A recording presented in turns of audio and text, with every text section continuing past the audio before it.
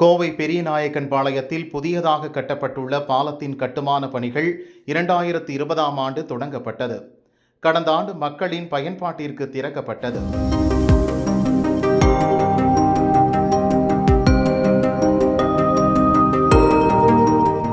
இப்பாலமானது மேட்டுப்பாளையம் ரோட்டில் தெற்கு பாளையம் பிரிவில் இருந்து LMW பிரிவு வரை கட்டப்பட்டுள்ளது.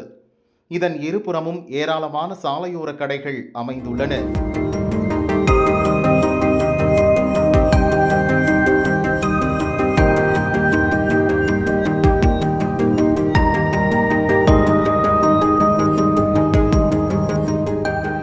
ரோட்டில் செல்லும் வாகனங்களுக்கு வெகு அருகேயே கடைகள் உள்ளதால் இப்பகுதியில் தினந்தோறும் விபத்துக்கள் நடக்கின்றன.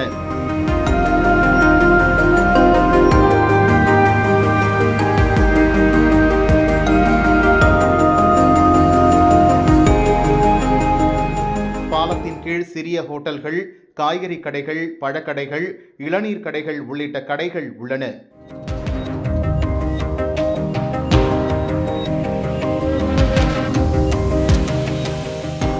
அந்த கடைகளுக்கு வருபவர்கள் தங்கள் வாகனத்தை ரோட்டிலேயே நிறுத்திவிடுவதால் போக்குவரத்து நெரிசல் ஏற்படுகின்றது. அது மட்டுமின்றி விபத்துகளும் நடக்கிறது என்று அங்குள்ளவர்கள் கூறுகின்றனர்.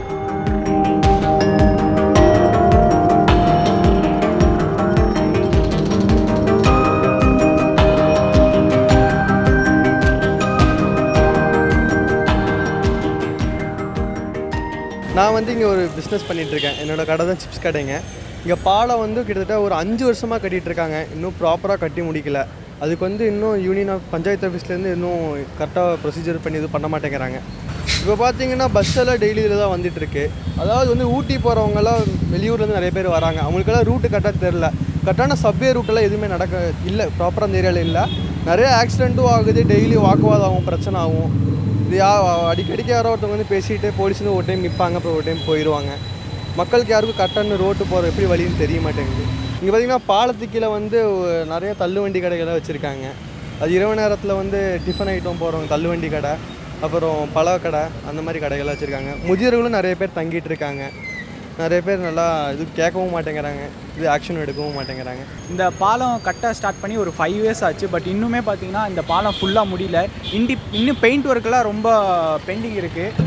பெயிண்ட் ஒர்க் பார்த்திங்கன்னா முடிச்சோன்னே பெயிண்ட் பண்ணியிருக்கணும், பட் இன்னும் பண்ணல. நிறையா போஸ்டர்ஸ்லாம் ஒட்டியிருக்காங்க. ஆக்சுவலாக இங்கே பார்த்திங்கன்னா தள்ளுவண்டி கடை நிறையா இருக்குது. ஸோ இங்கே பக்கத்துலேயே கடை இருக்கனால இங்கே ரோடு பார்த்திங்கன்னா பெருசாக இல்லை. இந்த பாலம் கட்டினா ரோடு ரொம்ப சின்னதாகிடுச்சு. அதனால் பெரிய பெரிய பஸ்ஸும் பார்த்திங்கன்னா இந்த வழியாக தான் போய் ஆகணும். ஸோ அதனால் இந்த கடையில் நின்று வாங்குறவங்களாம் பைக்ஸ், கார், அவங்க எல்லாருமே இங்கே தான் பார்க் பண்ணுறாங்க. அதனால் ரொம்ப டிராஃபிக் இங்கே ஆகுது.